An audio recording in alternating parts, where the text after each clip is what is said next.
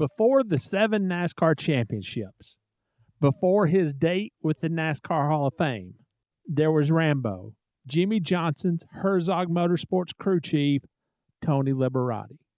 Tony had worked his way up the ladder in big-time auto racing himself, from a lowly weekend warrior with Petty Enterprises in the mid-1980s, to Bahari Racing and Michael Waltrip, to Roush Racing, Wally Dallenbach, and Jeff Burton. Then came an opportunity with unfamiliar team owners and a driver who would one day change the course of NASCAR history. We met with one of the legends of off-road racing, Walker Evans, who we knew through competition. And Walker, we asked him to sell us a truck, which he did, and race in a series back in Wisconsin and Michigan called the Soda Series. 2 guys came up and asked if they could meet with us sometime that afternoon after the race in our hauler. And we said, sure, so we met. And they said, we're from General Motors, and we've been watching you. We want to offer you a deal to be a GM factory-sponsored team next year. I said, well, there's one caveat. And they said, well, what's that? I said, we want to supply the driver. We named the driver. I said, well, who's that? They said, well, it's a young driver named Jimmie Johnson. What we didn't know, and when we signed that contract, was that General Motors had told Jimmie to go out and do all this interviewing and stuff. But keep in mind, we want you to give us the name of 2 or 3 teams that you think can take you to the next level. Well, Jimmie identified Herzog Racing as the only one, and he told them, I want to go forward with that team. We was at a racetrack somewhere, and they just come up and said, hey, we think you might be good for this job. What do you think? And I'm like, I don't want to go bush racing. Because my whole career has been Cup. I never worked on a bush car other than pitting it.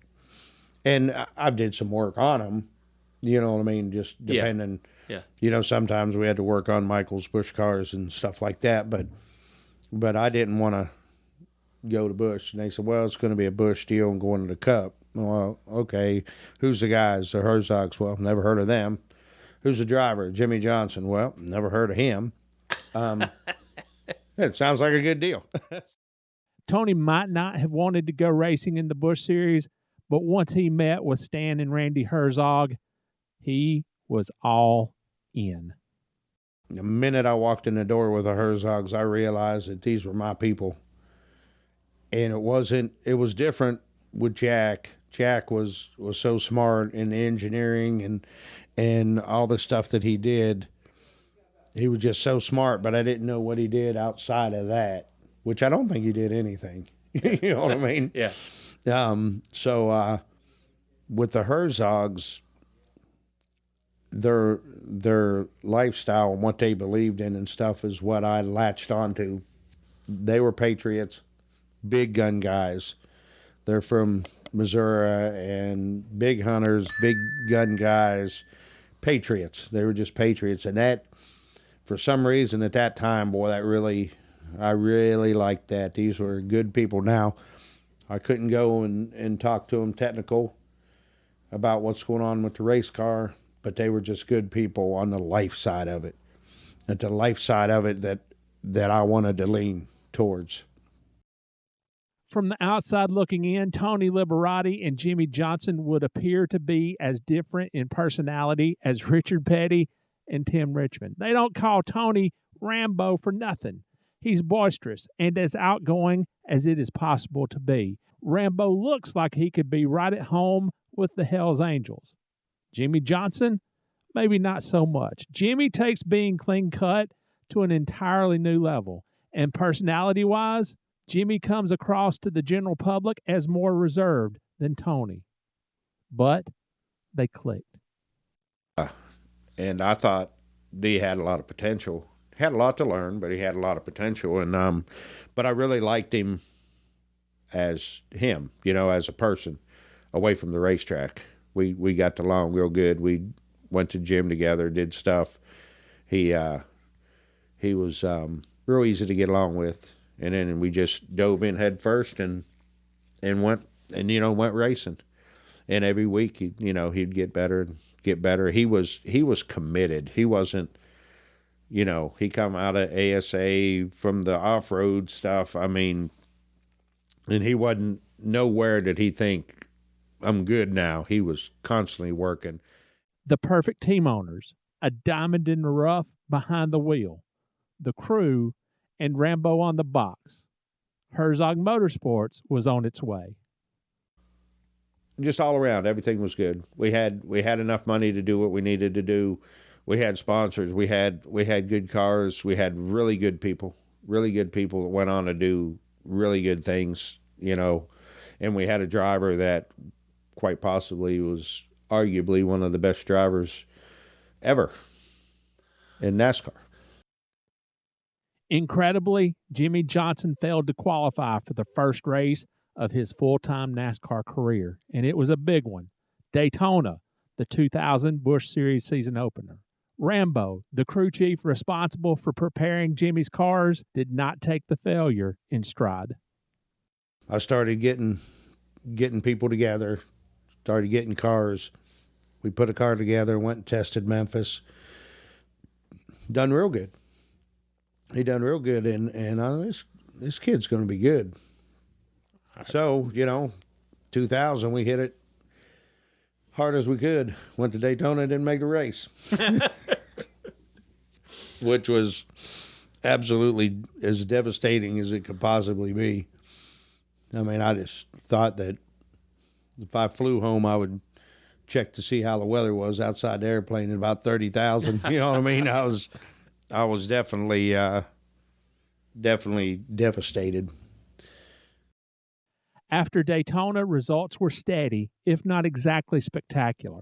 Just past the halfway point of the season, the Busch Series circus made its way to Watkins Glen for what was then the division's only road course event, and Jimmie definitely left his mark on the place. And it just pretty much clears the sand trap. There's nothing the trap can do at that point. He comes down the front stretch, and he goes past me, and we were about 3/4 of the way down there, and he went past me faster than he should have been going past me. And I believe at that time I said, that's not what I meant, because he drove into one like a drunk going to a liquor store. But I didn't realize he didn't have no brakes. And they said the throttle hung, but, Jimmie knows what's going on. He didn't have no brakes. So he hits, and I see that foam flying. So now I'm in damage control. I'm off the box. Get the crash cart, bring it up there. Whoever, you go down, catch the wrecker, find out where he's at, get it to him. Spotter said, you ain't going to fix that. I said, do not tell me I'm not going to fix that car. And went up there, and I really didn't know, he got out of the car, he was fine. So I was in damage control then. I'm going to get it fixed, get out, get as many points as we can get.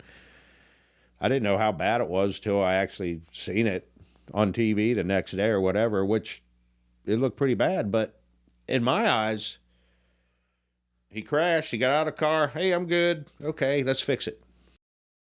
That same year, Jimmie's rookie season, before he had ever won a Busch Series race, before he had even claimed a top 10 finish, he started getting offers from Winston Cup team owners.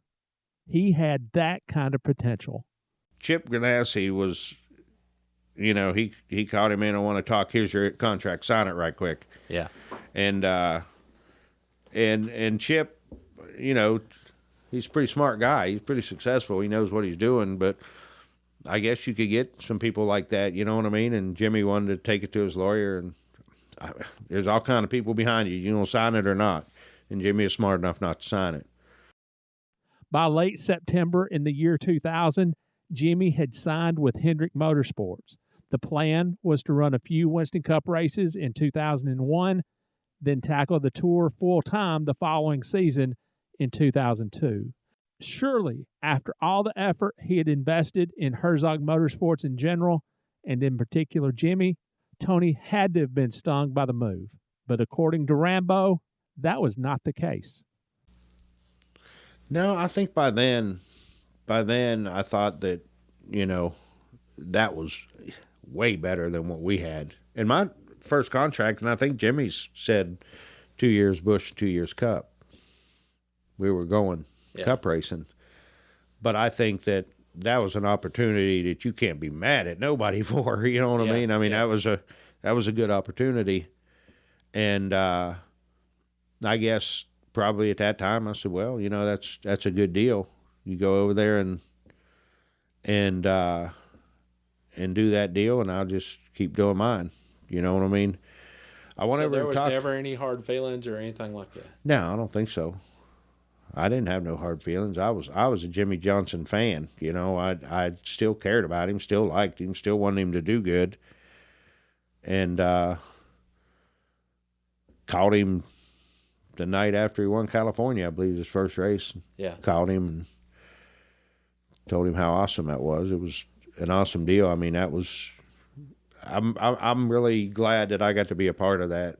You know, and when they talk about one of the best drivers ever in NASCAR, I can say, well, I know that guy. I'm friends with that guy. You know. July 2001, the debut weekend at Chicagoland Speedway. Tony had the crew bolt on a couple of tires during practice to see if that might be an option for when it came down to it during the race itself. It was, but he wasn't going to tell any of us lowly media types about it. Rambo was playing his cards close to the vest.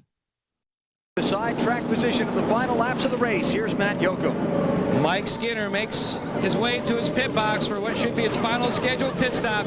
This will be a 4-tire pit stop. He said his car was just a hair tight, so they are going to adjust a half a pound of air out of the left rear tire as they come around to the left side of the race car. Jimmie Johnson is out. The 87's out. Let's go to Marty Snyder. Ryan Newman is in. His car was tight. They took one round out of the left rear. He will go off pit road. A pretty quick stop for these guys, but I think a lot of cars took 2 tires and beat him off pit road. Man, oh man, did these guys gamble with that track position? 2 tires, Jimmie Johnson. I don't think we had the best car. We were good, probably top 10, I believe. I can't remember, but come down to that last pit stop, and I said, put the 2 right side tires on. But I had to do it because between you guys, your type, I think it was Matt Yoakum in there. What are you going to do? What are you going to do? What are you going to do? So I was going to start. I wish I would have known that. I'd be like, if he would have said in the interview, if he just said, what are you going to do? I would have said, well, I was raised in a middle class family and just went on and on. Never answered a question. So I don't remember if I told him whatever, I don't know, but I told the guys, went down and told the guys 2 tires.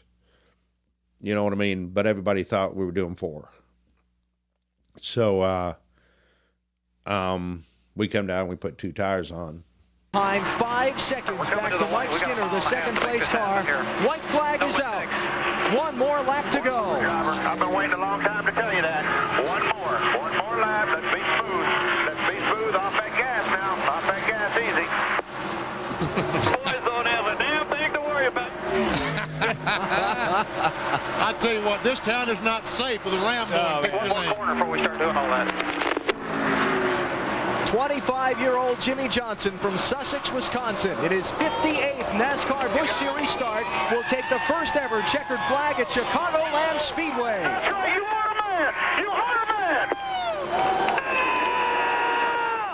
From Jimmie Johnson, here's Marty. The record will always show that Tony Rambo Liberati guided NASCAR Hall of Famer Jimmie Johnson to his first NASCAR victory. As important as that is to Liberati, it's an even bigger part of the equation that he and Jimmie and the Herzog brothers, Randy and Stan, and the crew that he had handpicked did it together. My name is Rick Houston, and if you like what you've seen in this episode, be sure to hit the subscribe, like, and notification buttons, and let us know what you think in the comments section.